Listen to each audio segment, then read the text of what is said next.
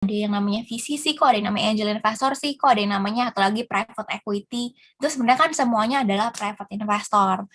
Nah, mungkin kalau misalnya aku lagi lelah menjelaskan, aku bakal jawab gini, itu loh, lihat aja di drakor startup, tahu kan karakter Han Ji Pyong, funding stage itu macam-macam. Jadi makin ke atas, kebutuhan fundingnya pun juga makin tinggi dan jenis investornya berbeda-beda. Tapi gampangnya kita bagi tiga aja lah, early, growth, sama late stage. Mitos atau fakta bahwa startup yang diinvest oleh VC, oleh venture capital ataupun PE itu selalu bidang teknologi. Mitos atau fakta?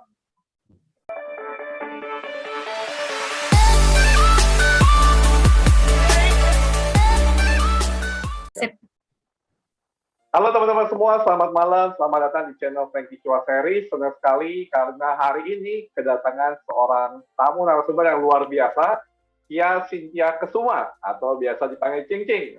Halo Cing, apa kabar?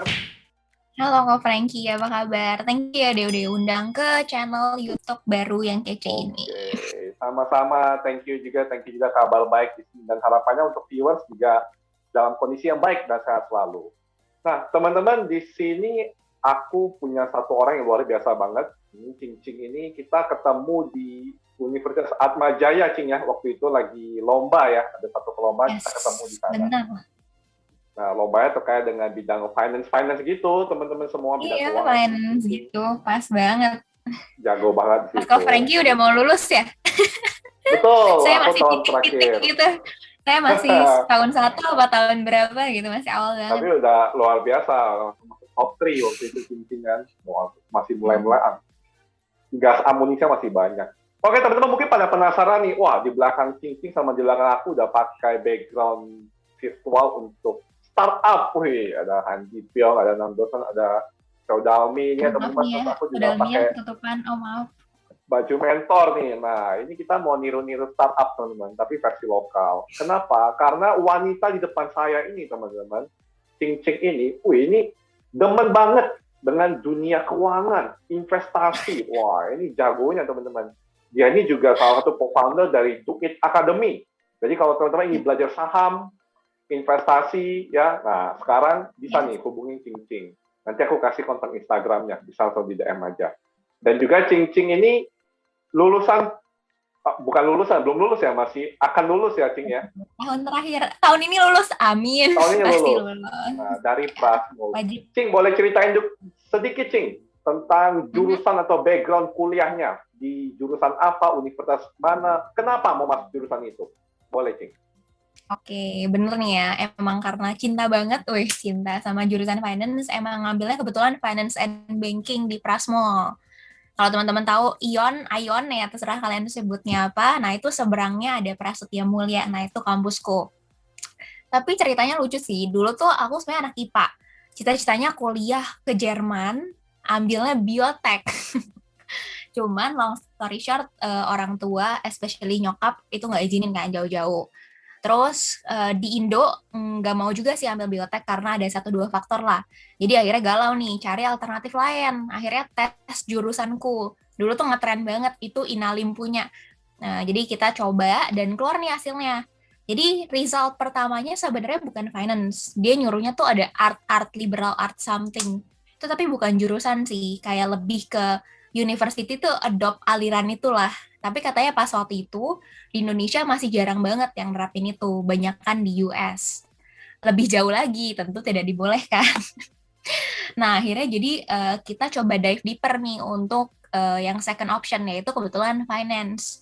Dan lucunya, dulu tuh aku bahkan nggak tahu loh bedanya apa sih jurusan accounting sama finance. Tapi setelah aku coba teliti gitu ya, aku coba teliti ya lah. Coba riset di Google, akhirnya kayak ya udahlah, let's give it a try, dan came up with this Prasmul and only Prasmul. Terus kayak katanya juga Prasmul ini kan a good business school, kurikulum untuk finance yang oke. Dan sekarang jujur nggak nyesel sih, karena dari sekarang pun very agree on that, karena apparently si Prasmul punya finance ini mereka adopsi CFA curriculum. Jadi a bit of background, CFA itu apa? Itu Chartered Financial Analyst. Jadi kayak sertifikasi yang widely accepted for finance professional di dunia. Jadi kayaknya di seluruh dunia deh, global lah sertifikatnya. Jadi I think it was a good choice. I don't know. Oke, wah jadi ini teman-teman kita dari cerita Cing Cing sudah ketemu satu hal yang menarik. Sebenarnya good or bad, who knows? Sebenarnya Cing Cing mau ke luar negeri, dia tanya mau ke Jerman. Ketika dia Ya, nggak jadi ke Jerman, dia kira aduh bad nih, bad decision nih nggak jadi ke yes, Jerman. benar Ternyata banget. masuk Prasmo dan ternyata sekarang sangat enjoy. Jadi good or Benar. bad, who knows? Dan Cing Cing mendalami untuk di bidang keuangan itu sendiri. Nah Cing, Benar. kalau aku kan di UI nih Cing, manajemen tapi Hmm, ambilnya gue finance. Kalau di ya. Prasmu itu scoping jurusan kamu tuh gimana? Kalau di tempat aku nih, awal-awal Heeh. manajemen tuh kita ada 4 kategori.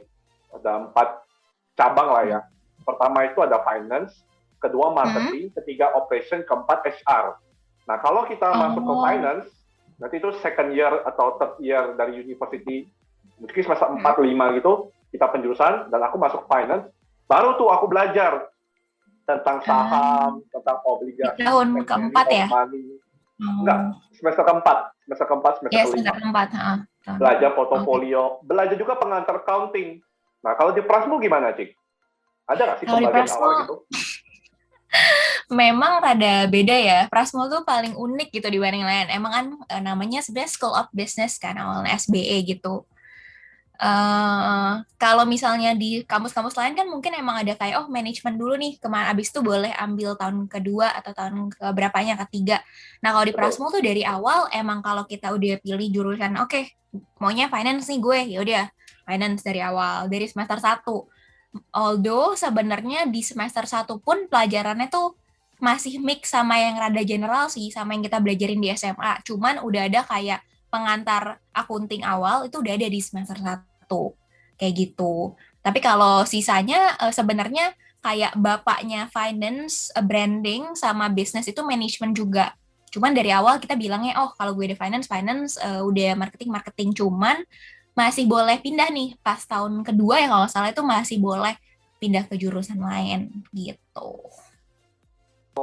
Oke, jadi lebih dedicated juga ya. Dan tadi Cici udah Hmm, mention kurikulumnya langsung CFA based, teman-teman. Jadi benar. teman-teman, CFA itu Betul. adalah salah satu tes global ya, Cing ya. Yes. Sertifikasi internasional, ada levelnya, level 1, level 2, level 3, dan itu sangat berpengaruh sekali. Kalau teman-teman mau Yes. masuk ke dunia finance, banking, investment, accounting Hmm. juga ada masuk juga ke sana, apalagi dunia pasar modal. Oke, jadi Yep. menarik. Cing, boleh nanya dikit gak, Cing? Suka duka kuliah di Boleh. Prasmo apa gitu? Boleh nggak? Sharing aja. Suka duka kuliah di Buat Prasmol. viewer-viewer mungkin yang masih belum kuliah, pengen masuk kan, bingung nih, mau pilih mana ya? Nah, Cing boleh share dikit.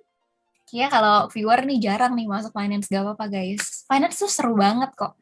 Saya sangat-sangat kompetitif. Nah, ini yang baru aku bilang kompetitif itu dua sih. Itu bisa dilihat jadi yang positif, bisa juga dilihat dari yang negatif. Tergantung kalian lihatnya. Kalau misalnya positifnya ya berarti kan artinya kalian jadi semangat ya dalam hal karir kalian, lebih ngebangun lah. Jadi kalian lebih ke encourage untuk ngelakuin A, ngelakuin B. Kalau ngeliat teman kalian, oh temen gue lomba ini aku menang terus. Nih, jadi kalian kedorong, ah gue pengen coba sekali atau belajar bareng sama dia kayak gitu. Tapi kalau mungkin kalian yang nggak terbiasa dengan compete terlalu tight, mungkin kurang cocok kayak gitu. Tapi kalau misalnya jurusan lain, mungkin kalian bisa eksplor sesuai dengan kalian punya ini ya, dengan kalian punya interest lah ya. Kalau misalnya di Prasmo, ya itu sih suka dukanya ya. Sebenarnya di Prasmo tuh jujur kayak ngedukung dari segi lebih ke entrepreneurnya sih ya. Kayak yang jujur bagus banget itu adalah lebih ke gimana sih ngedrag anak-anak ini bisnis dari yang awal banget, yang bener-bener zero sampai until they make something gitu. Dan sekarang sebenarnya udah ada STEM. STEM itu jurusan yang kayak IPA-IPA gitu. Beberapa jurusannya menurut aku keren banget sih. Kayak ada product design engineering, ada energy engineering. Nggak tahu ya ini salah atau benar, kurang lebih kayak gitu. Tapi you can try actually. Di sana tuh masih banyak opsi banget dan terbuka untuk segala macam sih. Jadi tergantung gimana kalian menggunakan research yang ada aja di Prasetya Mulia. Oke, menarik nih teman-teman. Jadi yang diajarin di Prasmo yang Cing langsung rasakan adalah praktikal, teman-teman. Jadi ilmu, insight, knowledge-nya langsung praktikal. Teman-teman mau jadi entrepreneur, mau jadi profesional di bidang keuangan, itu bisa langsung dibina dari sana. Karena balik lagi tadi Cing bilang, kita bisa lihat dari positif sama negatif. Level of competition di sana bisa encourage kita untuk tumbuh, ataupun membuat kita terkadang kena pressure, Cing. Wah, ini teman-teman gue Yes. kok ambi banget nih. Waduh, tapi nggak apa-apa nih. Iya, tapi nggak di semua kelas lah, mungkin ada kadang-kadang beberapa gitu. Ya, mungkin kalau yang ketemu Cing kayak, wah ini ambi, ini Waduh, ambil ini. Yang smart hashtag. people ini kayak gini nih. Ini ada hashtagnya ambi gitu ya. Oke, Cing, menarik nih. Nah, mungkin dikit lagi nih, Cing. Aku mau korek sedikit lagi tentang jurusan waktu di kuliah. Boleh. Saat di kuliah ini. Waktu masuk Prasmo, tesnya apa aja, Cing? Susah nggak?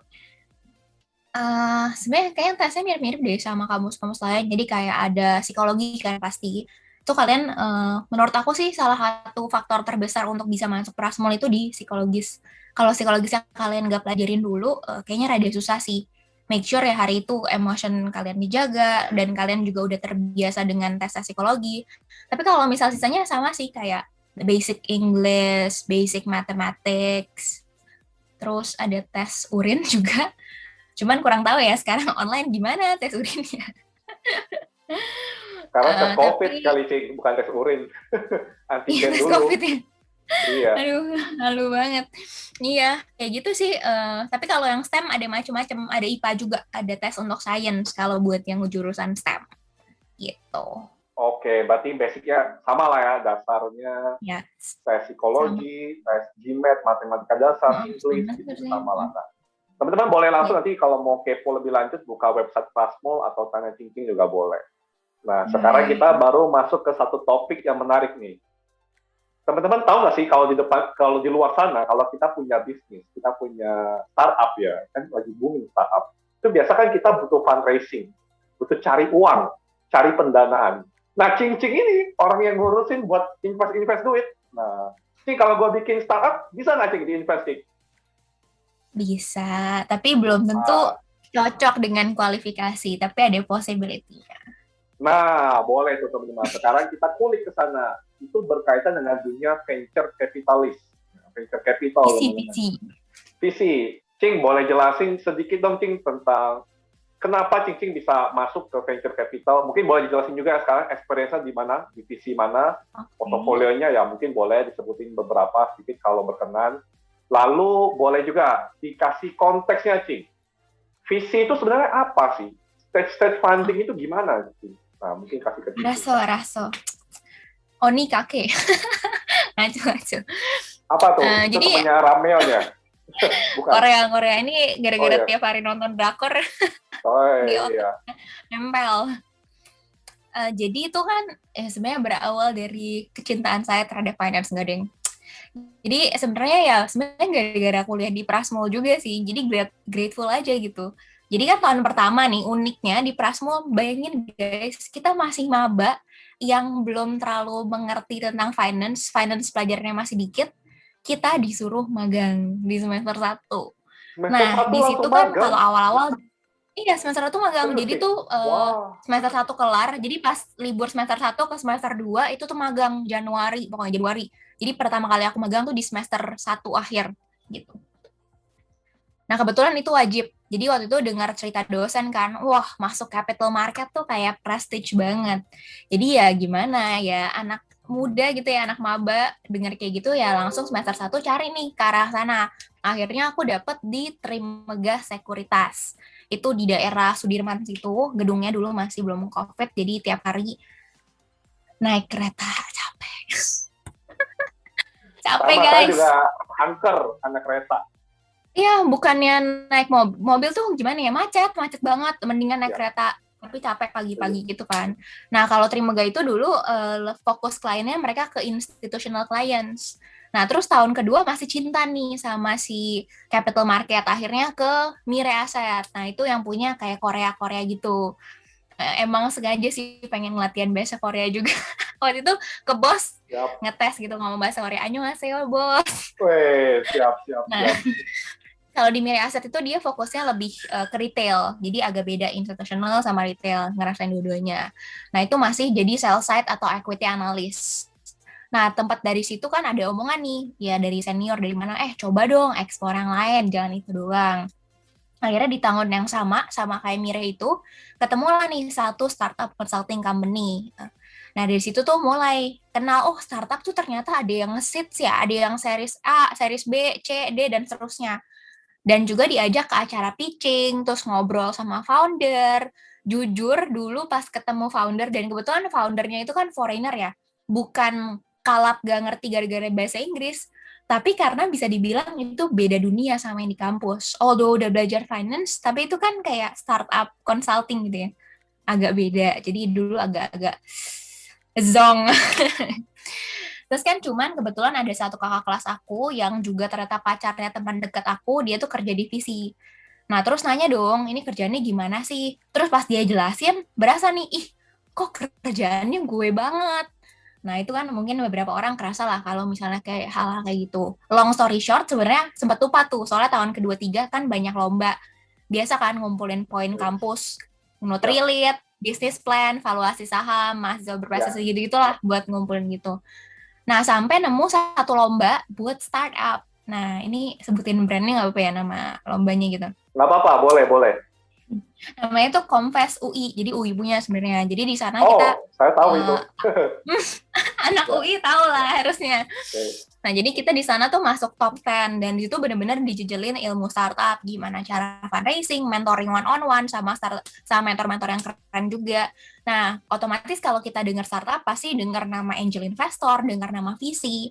Nah, di situ kayak berasa, diingetin nih kayaknya tuh kan, Cing ini loh VC yang waktu itu senior lo ngomong. Nah, habis itu entah gimana, pas banget aku disuruh jadi moderator di acara kampus. Ngobrolnya itu tentang tech company dan pembicaranya tuh dari visi. Waktu itu dari MDI sama ACV. Nah, di situ sempet tuh interestnya akhirnya mulai ke bentuk stabil. Ya, pelan-pelan lah cari informasi kerja divisi gimana sih day-to-day activities-nya. Sampai berjodoh akhirnya di Januari 2021 dapatlah magang di Berry Ventures. Jadi benar-benar saya excited itu benar-benar pas dapat internship itu kayak bahagia banget ya. Tahu kayak benar-benar Nah, dan di tapi sana juga sorry, Cing, ngerasain potong ketemu sedikit. founders Di ya. Berry Ya nggak apa-apa. Venture, role-nya jadi Hmm? apa, Cing? Role-nya jadi Oh, apa? oke. Oh, belum sebut. Oh ya, tadi role itu sebagai investment analyst. Jadi kerjaannya itu sebagai ya kita assess startup-startup yang masuk, kita sourcing, kita screening. Nanti kalau udah stepnya udah oke, kitanya juga oke, udah IC segala macam, masuk ke due diligence lebih dalam. Ketemu kan biasa kalau ngobrol tuh one on one meeting sama founders, terus kita juga banyak tukar pikiran, ngelakuin sectoral insight research dan lain-lain. Jadi kalau di visi tuh berasanya ngelihatnya tuh lebih ke depan gitu loh, karena si founder-founder ini mereka itu kan bener-bener tahu lah kurang lebih tren-tren ke depannya gimana sih, atau tren-tren yang lagi hits atau tren yang lagi di US yang lagi oke yang bisa diadopt ke Indonesia tuh yang kayak gimana sih. Nah, dari situlah bener-bener kayak wow, ini selama ini gue tahu apa gitu. Ya, Kayak menarik, gitu. menarik. Jadi Kalau itu aku bilang pertama itu, banget sih. this Uh-uh. is of future sih. This is of tomorrow. Jadi Ya, founder-founder bener kita lihat yang ke banget. sana. Kalau misalnya saham kan jadinya ngeliatnya industri ya bisa dibilang dikit yang enggak juga, di emiten-emiten saham juga banyak gitu kan. Cuman Ya. industrinya sangat-sangat berbeda gitu. Kalau di saham kan yang udah mature, kalau di sini tuh yang baru bertumbuh, early or Betul. growing kayak gitu. Jadi itu pertama banget nginjekin kaki ke pervisian. Nah, di sana udah kelar 3 bulan, lanjut langsung ke Angin. Angin itu Angel Investment Network Indonesia. Sama juga posisinya investment analyst gitu. Jadi kalau misalnya ketemu agak sedikit berbeda sih visi sama Angin. Mau jelasin juga nggak tentang Angin sedikit? Boleh, silakan. Kasih tahu, Cing. Oke, jadi kalau misalnya Angin itu kan ada singkatannya Angel Investment Network Indonesia. Kalau misalnya teman-teman di sini yang di YouTube atau Ko Frankie dengar, kok angel investor banget nih? Yes, memang dulu Angin ini tuh fokusnya ke angel investor doang. Tapi sekarang kita juga ada institutional client seperti VC, ada impact investor, corporate, dan segala macam gitu. Jadi sebenarnya kita bukan fund kalau di Angin, kita tuh lebih ke intermediary. Jadi we connect startups with potential investor yang adalah klien kita juga.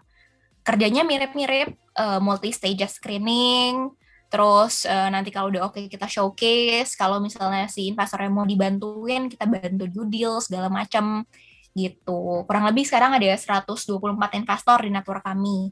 Dan kalau di Angin itu nggak cuma di Indonesia, jadi ada di regional juga, kurang lebih kayak gitu. Oke. Agak beda dikit sih. Ya, Beda-beda. menarik nih pembahasannya, teman-teman. Tapi Cing, sebelum lebih lanjut lagi, aku ada 2 pertanyaan. Yang pertama, angin itu sendiri punya akselerator atau inkubator khusus nggak, Cing? Sebelum di-connectin ke potensial investor untuk start early stage-nya. Kalau misalnya yang sebenarnya bisa aja, tapi belum ada yang officialnya gitu loh dari kita. Nah, jadi kalau misalnya di kita itu sangat terbuka banget nih, oh kalau misalnya ternyata ada startup yang lumayan, soalnya kan kita nggak mungkin dong langsung yang kayak belum matang sama sekali, belum ada gimana-gimananya, ABC-nya masih kurang, kita nggak berani terlalu meriskan atau membuang waktu kita juga gitu, sama-sama membuang waktu lah, kita nggak bisa give hopes too much untuk si startup, dan kita sendiri juga nggak bisa put so much work buat kita juga. Nah, kalau misalnya ketemu startup yang agak lumayan atau UKM yang agak lumayan gitu ya, dan cocok sama investor kita, tinggal dipoles gitu anggapannya. Nah, kita sangat terbuka, biasanya kita bisa nawarin, oh kalian mau mentoring nggak buat ke depannya, kayak gitu-gitu. Itu kita sangat open banget untuk hal seperti itu. Gitu. Oke. Nah, kenapa aku tanya itu, Cing? Karena kita benchmark ke film yang di belakang kita ini, Cing. Di Yes, Start ini kan benar. ada Sandbox. Nah, Sandbox adalah sebuah akselerator untuk early stage startup, dan di situ ternyata ada peran seperti Cing bilang, angin tadi ya, investor untuk relation dan angel investor connection networking-nya. Iya, sebenarnya Kan di ya Sandbox konteksnya itu, agak beda dikit. Cuman yang mereka udah bentuk untuk si tim startup-nya udah oke, mereka bantu connectin dari luar negeri. Nah, kayak siapa si Alex ya, kalau nggak salah ya, yang dari luar negeri yang mau invest di 6 dosan. Nah, itu ceritanya gitu. Yang so, mirip lah gitu. Nanti di spoiler nih bagi yang belum nonton. Silakan teman-teman nonton, ini bagus banget. Itu yang pertama, Cing. Nah, yang kedua nih, Cing. Untuk stage funding, Cing. Kan nggak mungkin kan pas ada startup baru, yang tadi aku bilang, Cing, invest dong di startup gua baru buka nih. Kan nggak mungkin kan, ada tahap-tahapannya. Boleh, Cing, dikasih tahu, Cing, tahapannya apa aja? Dari angel kah atau gimana kah? Oke. Ini juga pertanyaan sering banget muncul ya. Mungkin ini juga related sama kok ada yang namanya VC sih, kok ada yang namanya angel investor sih, kok ada yang namanya atau lagi private equity. Itu sebenarnya kan semuanya adalah private investor. Nah, mungkin kalau misalnya aku lagi lelah menjelaskan, aku bakal jawab gini, itu loh, lihat aja di drakor startup, tahu kan karakter Han Ji Pyong? Jadi suka ngejokes gitu kayak, oh iya, Han Ji Pyong itu kalau versi Indo, Han Ji Ching. Bercanda, nanti dihujat sama fansnya Han Ji Pyong. Nggak apa-apa, boleh. Tapi intinya gini, kalau misalnya kayak perusahaan TBK kan terbuka, dan yang udah mature yang tadi aku bilang sekilas di pasar saham itu kan biasa dapat dana langsung dari publik nih ya. Nah, kalau misalnya perusahaan yang private dan masih early dan juga growing, dananya itu dari private investor. Salah satunya itu adalah VC firms ini. Nah, jadi mungkin the next question, dana VC itu dari mana mungkin ya? Mungkin biasanya kan kalau VC itu gampangnya mereka raise fund dulu dari investor. Investornya nggak cuma satu, bisa juga pool of investors. Nah, investor ini tuh bisa individual, for example, high net worth individual, ataupun institution. Jadi fund ini nanti diinvest lah ke startup-startup yang sudah terpilih dengan harapan bisa profitable. Jadi misalnya nih, dari let's say portofolionya ada 10 startup yang diinvest. Yang 8-nya biasa aja nih B. Tapi kalau 2-nya tiba-tiba jadi shining stars. Nah, 2 shining stars ini profitnya itu cenderung bisa nutupin rugi investasi 8 sisanya. Nah, jadi kalau misalnya kita lihat dari success rate-nya, memang VC investment ini tuh bisa dibilang sangat risky ya.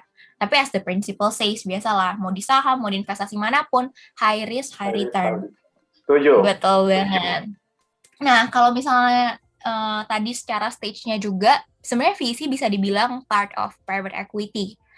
Jadi mungkin gampangnya, tadi based on funding stage kan, funding stage itu macam-macam. Jadi makin ke atas, kebutuhan fundingnya pun juga makin tinggi dan jenis investornya berbeda-beda. Tapi gampangnya kita bagi 3 aja lah.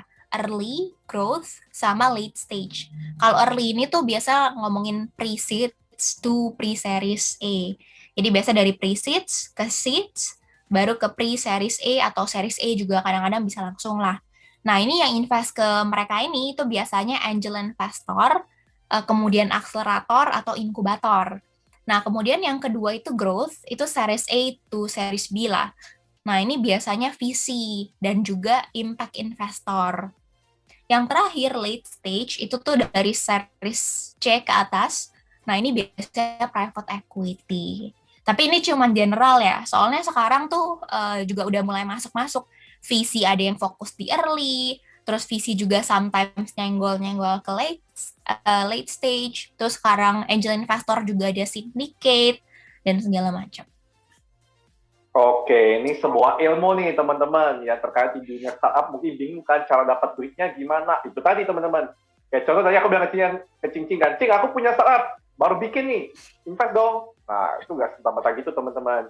Dilihat dulu tahap early stage kan, ada pakai angel investor terlebih dahulu.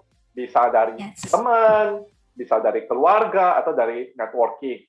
Networking ya tadi Cing bilang. Iya, Dari sana lanjut teman-teman. bootstrapping lah bahasa kerennya, mungkin bootstrapping Bootstrapping, ya dari dana diri sendiri sendiri lah gitu ya. Lalu lanjut sebelum masuk ke masuk. pre-series, masuk nanti ke series, teman-teman tuh udah growth gitu kan, bisa series A, series B. Nah, series itu teman-teman ternyata ada kategori uang-uangnya gitu, Cing ya. Series A berapa juta US dollar, series Yes, B berapa. sebenarnya gitu kan. Cuman ini mungkin biar reality teman-teman aja lah. Kadang-kadang mungkin jadi pertanyaan juga, loh kok di series di website A tulisnya segini sampai segini nih range-nya US dollar berapa sampai berapa. Kok di yang sana tapi jauh lebih tinggi fundingnya tapi dia udah masih masuk series A gitu. Nah sebenarnya kadang emang tergantung juga dari valuasi perusahaan dan kebutuhannya. Jadi nggak selalu melulu, oh series A itu dari segini sampai segini loh gitu. Jadi biar teman-teman juga lebih tahu lah realitinya gimana. Jadi kadang-kadang kalau misalnya investor tuh kayak kadang-kadang aduh apalah series A, series B, series C tuh udah pusing tuh kadang-kadang. Jadi mungkin kadang-kadang bilangnya kayak oh, ini perusahaan itu udah masuk ke revenue stage. Ini perusahaan ini udah revenue and profit generating gitu misalnya, atau ini perusahaan tuh masih MVP doang kayak gitu. Jadi ya, tapi ya nanti pusing. Udah itu dulu. Ya, jadi ini teman-teman, intinya gini teman-teman, mungkin kalau teman-teman belajar baca-baca di website, kayak series A itu ternyata 2 juta sampai 15 juta US dollar. Ya, itu mungkin range secara rata-rata. Tapi balik lagi tadi Cici bilang, lihat ke kebutuhan si startup itu sendiri. Fundingnya gimana, operationnya gimana, portofolio yang lain gimana, jadi itu disesuaikan lagi teman-teman. Itu nice to know informasi. Nah, lalu Cing, aku punya satu pertanyaan nih, Cing. Tolong jawab nih, Cing. Mitos atau fakta bahwa startup yang diinvest oleh VC, oleh venture capital ataupun PE itu selalu bidang teknologi? Mitos atau fakta? Mitos. Mitos. Nih, boleh kasih elaborasinya. Sebenarnya kan tergantung nih ya, atau kita definisin teknologi dulu. Ketika kita ngomong teknologi, sekarang itu agak rancu sih. Lo ini perusahaan startup literally yang benar-benar nerapin teknologi, atau yang kayak sebenarnya itu bisnis konvensional, cuman dipakai-pakein aja tuh teknologi-teknologinya. Iya. Banyak tuh yang kayak gitu. Sekarang tuh banyak juga sih emang program-program yang memang khusus untuk UKM gitu. Jadi kalau UKM tuh maksudnya yang agak lebih konvensional gitu. Jadi nggak benar-benar selalu melulu itu berhubungan sama teknologi. Mungkin kalau kalau Frankie ngelihat banyak ya, ada nih retail investment. Retail itu kan biasanya kayak D2C, itu tuh sebenarnya bisa dibilang nggak terlalu tech lah. Mungkin mereka menggunakan tech-nya itu dalam arti leveraging social media, leveraging kayak Instagram, terus dia pakai e-commerce dan lain-lain, itu kan D2C kan. Berarti kan kalau misalnya kita lihat sekarang, oh banyak banget startup yang D2C juga udah diinvest gitu sama investor-investor. Jadi dari situ aja kita udah bisa jawab kalau sebenarnya nggak selalu melulu ngomongin tentang tech gitu ya. Oke, menarik nih teman-teman. Jadi mitos ya teman-teman. Kalau teman-teman ingin punya usaha apapun itu, nggak mesti harus pakai teknologi. Tapi kalau mau pakai teknologi jadi key enabler, bagus banget. Karena teknologi ini dipercaya bisa jadi salah satu katalis. Jangan bilang jangan pakai teknologi. Iya, nggak gitu. Maksudnya nggak 100% bahwa yang diinvest itu startup itu yang teknologi semua. Tapi ternyata bisnis konvensional ada. Tapi alangkah baiknya kalau kita bisa gunain ini teknologi untuk akselerasi bisnis kita. Oke. Menarik nih pembahasannya. Kemudian Cing, aku mau nanya lebih lanjut nih. kan tadi kita udah bahas tentang tipe-tipe funding stage, kemudian kerjaan cincin, tadi ada sourcing, misalnya ada analisis, ada riset, dan lain sebagainya. Sebenarnya kalau misalnya kayak venture capital atau investor mau invest di startup, itu ada matriks khusus nggak sih yang dilihat? Atau faktor apa sih yang dilihat? Elemen apa sih yang dilihat? Oke, jadi elemen matriksnya lah ya. Sebenarnya macam-macam sih. Jadi kayak kalau misalnya menurut aku sendiri bisa dibagi jadi dua lah gampangnya. Jadi soalnya tuh kalau misalnya dilihat secara general, investor itu tuh ada yang tematik, ada yang agnostik. Jadi kalau tematik tuh artinya misalnya ada visi yang punya investment thesis khusus. Mungkin aku contohnya BRI Venture aja ya yang aku hafal. Dia itu investment thesisnya adalah fintech plus earth. Earth itu tuh adalah gabungan dari edtech, agriculture, retail, transportation, sama hanya health tech. Nah, jadi kalau di sini mereka jatuhnya agak lebih top down. Jadi mereka lihat dulu sektornya masuk gak ya sama kita, baru ke company level. Itu cenderungnya begitu. Cuman ya praktisnya biasa lah ya ada gitu. Nah, terus kalau misalnya contoh di Angin, Angin ini kan investor network ya, jadi macam-macam investornya ada yang maunya A, ada yang lebih sukanya B, ada yang lebih suka sektor C, jadi lebih agnostik, jadi nggak fokus ke misalnya sektor A, sektor B, sektor tertentu. Jadi kita benar-benar melihat secara broad. Nah, tapi kalau secara general sebenarnya matriksnya mirip. Kita pertama itu pasti lihat dulu dong produknya. Benar gak sih produk ini tuh solve a real problem? Ketika kita ngomong real problem, berarti problem yang dirasakan tuh nggak cuma sama dia seorang doang, tapi juga sama user secara general in the bulk number, in the big large number. Nah, itu di sana kita coba validasikan apa sih problemnya, apa sih solusinya, how does it work, dan who is it for. Nah, jadi di situ kita bakal ketahuan nih, apakah ada problem solution fit-nya nggak sih, ketemu nggak sih mereka puzzle-nya nyambung. Nah, itu pertama. Kedua, itu why now. Nah, kalau misalnya investor suka nanya, kenapa sih gue harus invest sama lo sekarang gitu ya. Itu kita maksudnya lebih ngomongin ke kalian gimana sih potensinya gitu, apa yang kalian mau bawa sama kita gitu. Itu biasanya jawabnya ya pakai aja potential market, TAM, SAM, SOM. Nah, TAM itu total addressable market, yang paling gede biasanya ada bulatan 3, terus yang serviceable addressable market, sama yang terakhir SOM. Nah, itu kalian cari di Google boleh. Nah, terus baru nih masuk ke lanjutannya, go to market strateginya. Oke nggak? Si perusahaan ini go to market strateginya ada nggak? Value propositionnya apa? Positioningnya gimana sih kalau misalnya di pasar? Competitive advantage-nya ada nggak? Apakah ada yang beneran willing to pay for it? Mungkin kan sekarang kalau misalnya orang kayak, oh ya, gue pengen coba kok produk lo. Iya, kalau gratis. Gimana kalau misalnya lo kasih pricing tertentu? Apakah lo masih mau beli? Apakah pricing itu cocok sama lo terus? Apakah willing to buy si user atau customer-nya itu mau lagi again and again tuh masih ada nggak sih? Masih recurring terus nggak sih? Nah, kayak gitu. Terus ya itu jadi penting banget karena kalau misalnya nggak ada hal tersebut, tentunya kan kita nggak bisa melihat ada yang namanya early traction dan juga milestone yang dilakukan perusahaan. Nah, ketika udah ada early traction dan milestone tertentu, nah kita sebagai investor bisa dibilang lah kita lihat itu sebagai product market fit. Produk lo udah lumayan oke lah, udah ada yang mau, udah tervalidasi gitu loh. Nah, nggak cuman itu, we also see founders, especially kalau misalnya di very early stage, itu kan financial projection tuh means nothing, bukan nothing juga sih, tapi lebih kayak kita kurang percaya sama itu semua gitu. Belum Jadi kita proven, lebih ya, ngeliat ke masih proyeksi. foundernya. Yes, karena kalau proyeksi kan namanya proyeksi semuanya tuh asumsi, asumsi lo ganti ya udah projection lo juga ganti gitu. Jadi kita lebih ngeliat foundernya, visi mereka apa sih ke depannya nih startup itu mau dibawa kemana. Tapi at the same time, apakah si foundernya punya track record yang oke, pengalamannya yang relevan gak, apakah dia komit gak sih mungkin ternyata dia pengen jalanin suatu bisnis, ternyata nggak ada yang full time di bisnis tersebut, kayak gitu. Jadi habis itu ya Kak, kurang lebih itu sih yang paling penting, tapi ya banyak hal-hal lain lah. Cuman itu yang utama. Sama yang paling penting ya nggak ada red flags dan segala macam lah yang bikin kita concern. gitu. Oke, Ya, nah itu menarik keep it banget short nih. aja lah ya. Nanti bisa Ya, jadi ini sendiri, sesi sendiri. nggak apa-apa nih. Kasih insight ke teman-teman kalau nanti ke depan mau bikin startup, kira-kira faktor apa yang bisa membuat teman-teman diinvest. Tadi aku summarin yang Cing bilang. Yang pertama, people. People ini berarti lihat founder. Gimana sih typical Yes. foundernya, manajemen Yeah. timnya gimana, how he or Please. she handle the team, ya visinya gimana. Yang kedua, produk. Nah, habis people ada produk. Bisnis modelnya jalan nggak nih?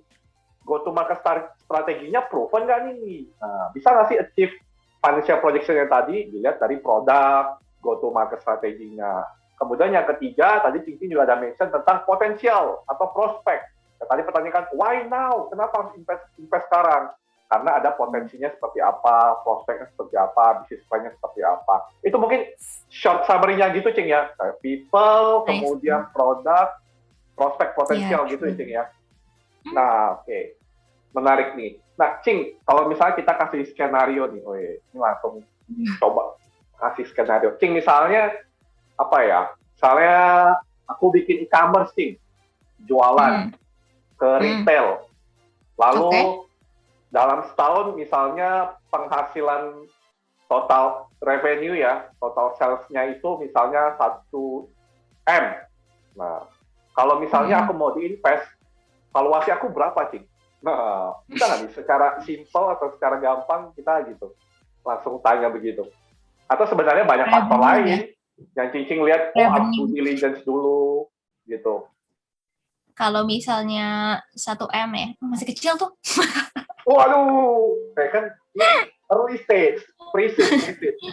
Aduh, ini lebih ke valuasi aja kan, nggak lihat apa-apa ya. Kalau misalnya Ya, ngomongin kayak gitu kan sederhana aja. lebih e-commerce ya, ngomonginnya GMV lah pasti ya. Oke, Growth. Ya, kalau misalnya gross kalian tahu merchandise GMV, value-nya tahu ya. lah.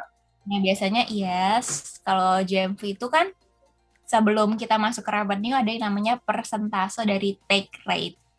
Yap. Itu yang nge-convert dari GMV ke revenue. Nah, biasanya kita tinggal dikalin aja sih tergantung matriks yang biasa dipakai di industri tersebut. Nah, biasanya tuh ada ya kayak di saham lah, kayak PE. Jatuhnya kan kalau misalnya kita ngomong, aduh jadi saham. Gampangnya nyampeinnya saham gitu. Ya, ya, betul. Kalau valuasi nilai kan kayak misalnya PE, Multiplier-nya price lah ada. Ya. dibagi sama earnings, itu kan kalian lagi sama earnings. Sama kayak di valuasi juga untuk startup, itu juga ada multiples-nya yang dipakai. Misalnya kalau di suatu sektor, misalnya kalau di e-commerce, ya pakainya misalnya yang berhubungan sama GMV, terus kita kaliin sama GMV-nya. Kayak gitu. Biasa Gampangnya gitu multiplier sih. kali Gampangnya berapa tuh, pokoknya Cing? kita juga gampangnya bisa pakai multiple. Tergantung kalau misalnya B2B ya ada kalinya tertentu misalnya kali 20 biasanya. Oke. Kalau Tuh. retail, Cing, retail Tergantung. B2C kali berapa, Cing? Kalau Biasa itu multiplier. benar-benar beda Kali lah 5, ininya. kali 10. Nah, nanti kalau misalnya mau tahu lebih lanjut, boleh ya hubungi Angin. Oke. Ini Oh, bagus ya bridging-nya ya. Bridging-nya bagus ya. Saya pancing-pancing langsung dulu, kalau baru. gue jawab semua nih ini dong. Kalian boleh Ya. tanya-tanya langsung kok. Siap. Oke, menarik itu teman-teman. Jadi itu impromptu skenario langsung tanya ke Cincin, iseng-iseng aja teman-teman. Nah, Ya biar itulah serunya nggak dunia, pusing lah. betul. Itulah serunya dunia startup teman-teman. Dunia VC ya tadi ya. Kayak contoh-contoh ini, gue punya bisnis nih. Bisnis gue sudah segini nih.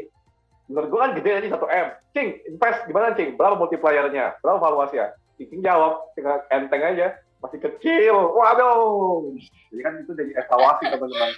Tapi biasanya jujur ya, kalau untuk yang kayak financial projection gitu, itu dilihatnya bener-bener di akhir. Maksudnya kita bener-bener lihat sedetil itu kalau kita udah serak sama yang tadi aku bilang. Makanya tadi aku lebih jelasin ke yang PP yang sebelumnya. Iya, high level dulu ya, Cing. Habis itu baru masuk kalau ke... rasanya itu nggak cocok, kita nggak akan ini sih terlalu utak-utik finance-nya. Kalau misalnya yang lo di depan belum oke, ngapain lihat ke belakang-belakangnya, ke dapurnya gitu. Ya, betul.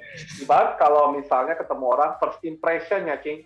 First impression-nya kayaknya menarik nih, enak diajak ngobrol nih. Baru kita mau coba bongkar, kenal lebih dekat gitu ya, masuk ke dapurnya.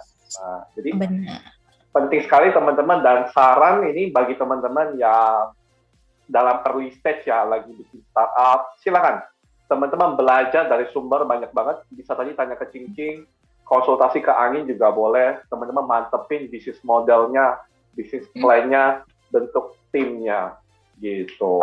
Menarik banget. Nah, Cing, itu tadi kita ngomongin dari sisi ibarat kayak user ya, stakeholder-nya ya. Kalau dari sisi orang-orang seperti Cincin sendiri, si orang yang ngitung valuation tesisnya, bikin portfolio sourcing, hitung-hitungnya, venture capitalist ya bilangnya ya. Apa sih bilangnya? Investment analyst gitu ya. Nah, investment kalau analyst sih. ya investment analyst. Kalau ada orang-orang nih, Cing, yang kayak, kayaknya kerjaan Cing menarik banget nih, bisa ngelakuin itu, ngobrol sama founder, lihat bisnisnya, lain sebagainya. Cing punya saran nggak? Apa yang mereka harus prepare untuk masuk ke dunia ini? Oke, berarti tips untuk masuk ke dunia private investor gitu ya. Jadi mungkin ada beberapa sih, tapi aku selalu bilang sering-sering juga baca tentang startup terms. Jadi lebih mengenal ya apa yang dunianya. Although kita di sisi poin investor, kita juga harus mengerti dari startup. Jadi aku jujur juga kebantu karena sempat lomba-lomba startup dulu kan, jadi ngerasain point of view startup tuh kayak gimana sih. Dan iseng-iseng aja, soto aja, buka-buka, baca-baca new startup, dan try to get used to it gitu loh. Kalau gue lagi mau fokus ke sektor ini tuh multiples yang sering dipakai atau diomongin tuh apa sih?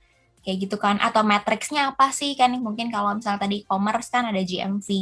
Jadi kalau yang lain ada apa lagi? Kenapa aku bilang kayak gitu? Karena pertama, aku ngerasa di kampus itu nggak diajarin. Jadi kayak mungkin kalian bisa sih coba untuk dapat master degree di luar negeri atau gimana. Tapi rata-rata kalau dilihat di S1 di Indonesia tuh belum ada yang khusus kurikulumnya atau modulnya ke arah VC atau private equity. Tapi I don't know, karena sekarang lagi booming, mungkin beberapa kampus lagi godok ya, I don't know. Terus the second one, untuk yang pernah belajar sama aku, belajar sendiri tentang investasi saham di Duit Academy atau gimana, aku tuh selalu suggest. Especially untuk generasi depan laptop 24/7. Enggak 24/7 sih, 16 hour lah, 8 hour tidur. Nah ini subscribe lah ke relevan news atau media. Jadi kan kalau misalnya di saham itu ada IDX, Biz.com, Stocks Asia. Kalau misalnya di startup itu ada TIA, Tekinisia, PitchBook, Traction, and many more. Nah, itu aja subscribe sana, nggak usah yang bayar guys. Yang gratis aja, aku juga gratisan kok, tapi lumayan kok masih dapat news-news yang oke. Kedua, broaden your horizon juga dari segi investment assessment. Ini soalnya banyak banget, jadi kayak ada beberapa anak Prasmul juga sempat apply kan, kayak ke Angin atau ke visi-visi lain. Jadi kalau misalnya ngomong startup assessment itu, jadi sebenarnya yang tadi aku bilang lagi, financial factor is not the only factor we see. Jadi itu bahkan bukan the main factor we see gitu loh. It's numbers is not always everything, especially untuk those yang masih very early, jadi early stage startup itu numbers most likely jadi nggak sesuai, tapi memang bisa adjustable. Jadi tapi bukan nyuruh kalian untuk gak ngerti sama sekali tentang numbers. Strong understanding about numbers will help you going further. Itu bakal jadi plus point, tapi try to explore other yang tadi mungkin sempat kita mention tadi gitu. Yang terakhir mungkin ya, get someone to correct you. Ya mungkin kalau misalnya kita ngomongin belajar, kita kan habis kumpulin nih informasi A, B, C. Kadang-kadang bisa relevan, kadang-kadang ternyata implementasinya beda tuh. Yang kayak tadi aku bilang, oh sebenarnya tuh nggak selalu gini loh.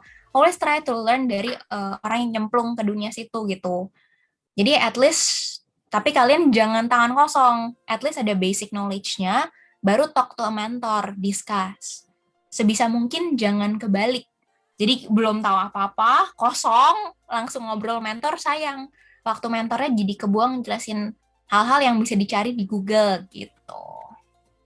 Oke, wah ini Mungkin sarannya sangat applicable banget. Thank you, Cing. Tadi ada 3 saran yang utama ya teman-teman. Jadi kenalilah dunia investasi itu kalau teman-teman memang tertarik, pelajari banyak tadi sumber-sumber Cing udah sebut ya. Ada Tekin Asia, ada IDS dan lain sebagainya. Kalau aku biasa bilang itu self-investment, investasi ke diri. Investasi ini pala ke atas. Apa? Betul, leher ke atas. Investasi leher ke atas. Investasi ke dirinya. Lalu yang kedua, knowledge-nya juga digedein. Ibarat gini aja deh, kalau kita mau PDKT sama seseorang kan biasanya kita coba lihat-lihat dulu ya. Kita stalk Instagram-nya, kita lihat LinkedIn-nya, kita lihat dia siapa. sama di startup juga gitu. Kalau mau investasi kita lihat, oh ini industrinya gimana, bisnis modelnya gimana, foundernya gimana, angkanya gimana. Walaupun nanti angka mungkin agak belakangan, tapi ada aspeknya lah, teman-teman bisa Ya, lihat. ada speknya dia dong. It's all about So, money akhirnya. iya, dan yang terakhir, yang ketiga, tadi bener banget, Cing. Sebelum kita ngomong ke mentor, kita juga harus prepare dulu. Jadi jangan kita bingung karena kosong, tapi bingunglah karena kita benar-benar mau tahu insight-nya apa, knowledge-nya apa. Jadi kayak waktu kan sangat berharga ya. Kalau kita ibarat kayak pertanyaan bisa di Google lah, jawabannya bisa di Google lah. Ya silakan. Tapi emang iya ada beberapa pertanyaan yang susah untuk dijawab kan, karena namanya dunia private semuanya lebih private information lah. Jadi kalau bilangnya tuh di private investor dibanding kalau public di saham gitu kan, public saham kan di mana-mana infonya. Ada bahkan ada website khususnya gitu buat nyari emiten-emiten punya informasi. Kalau di kita tuh ibaratnya informasinya mahal. Jadi ya gunanya investment analyst juga ya get that information gitu. Ya, salah satu hal yang paling mahal sekarang informasi. Data informasi itu mahal banget insight. Yes. Oke, menarik banget. Cing, aku mau balik sedikit ke satu film yang di belakang kita ini, Cing. Kan mereka jalani startup ya. Mereka kan berlima tuh, Cing. Sodalmi, sama Namdosan, sama 3 temennya. Menurut Cing, itu komposisi timnya udah ideal belum tuh? 5 orang itu. Kan si Sodalmi tuh CEO ya. Udah lama banget. Namdosan kan CTO. Sebenarnya especially kalau misalnya ngomongin itu ya minimum lah ada CEO, CTO, CMO, COO ya perlu juga. Cuman pasti kalau kalian itu bisnisnya tech enabled atau bukan tech enabled doang sih, kalau tech enabled gak terlalu. Kalau tech centered itu berarti kayak SaaS yang benar-benar butuh orang kodik banget. Itu wajib banget kudu ada CTO-nya gitu. Jadi depends on your bentuk business model juga dan segala macem. Yang paling gampang ya tadi, kalau misalnya benar-benar tech center, ya pasti ada CTO-nya. Kalau misalnya kalian bikin bisnis kayak gitu, ternyata tim IT-nya itu cuma part-time atau misalnya dari third party, ya it's a red flag. Iya, oke. Nah jadi kalau biasa orang bilang gini kan, Cing, ada hacker, hipster, dan hustle. Iya, itu bahasanya nanti orang pusing lagi, kok ada hacker apa lagi sih gitu, pusing. Simpelnya gini ya teman-teman, ada orang bisnis yang mikirin bisnisnya secara keseluruhan. Kemudian ada orang tech-nya, ini untuk yang tadi Cing dan tech center ya, ada orang tech-nya mikirin coding-nya dan sebagainya. Lalu yang ketiga ada desainer. Nah, desainer ini bukan berarti gambar-gambar gitu, tapi lebih kepada mendesain proses UI UX, user interface dan user experience masuk ke sana. Nah, jadi ini masuk juga nih tiba-tiba yang ideal komposisinya.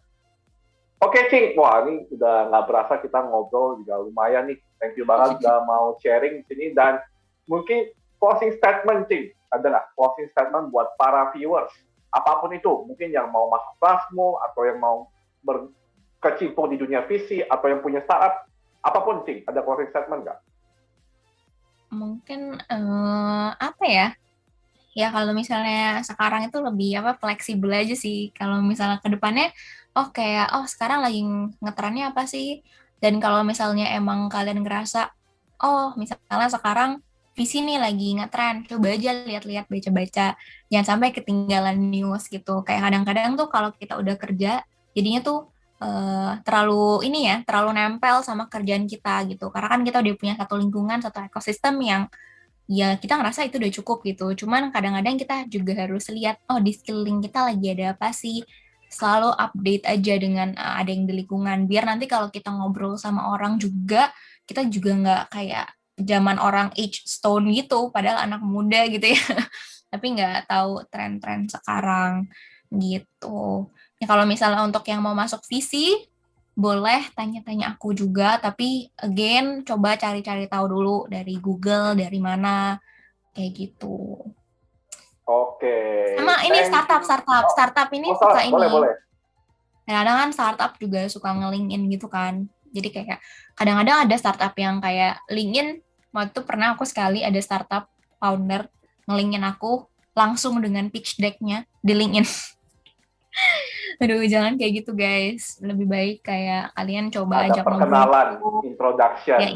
intro yang baik. Kalau kita lagi nggak sibuk atau gimana kan nanti dijawab. Kalau emang jodoh juga mungkin bisa dijawab gitu. Atau Iya. kalau sekarang kalau di Angin itu kalian boleh langsung apply nih ke, aduh mana ya?